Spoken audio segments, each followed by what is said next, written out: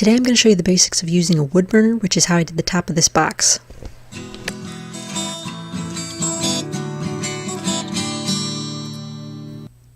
So a wood burner is a pretty simple tool. It's a long tube with a plug at the end, and there are multiple tips that you can get for these. This one's the really thin, almost pen-like tip, but they also have chisel tips and a bunch of different thicknesses and stuff like that. So you can change the shape or the thickness of your tip just by unscrewing one and then screwing another one back in. I'm just going to use the thin one for this tutorial. And so to operate it, you just plug it into any regular outlet and it'll start heating up. It's very similar to the way a glue gun works. My outlets probably look a little different than yours because I'm on solar, but it works with any outlet.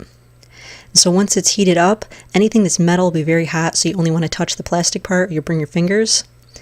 And when you're setting it aside, like if you go to take a break, you want to set it so that the metal won't be touching the ground, so lay the plastic on something high. So you want to get yourself a piece of wood. I'm just using this little wooden box. And then you want to draw out your design on your piece of wood.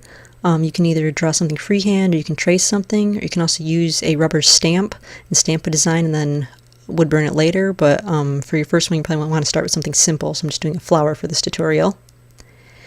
And so then to actually use the wood burner, you want to hold it at an angle, kind of like a pen, and you want to pull away from the point of the wood burner.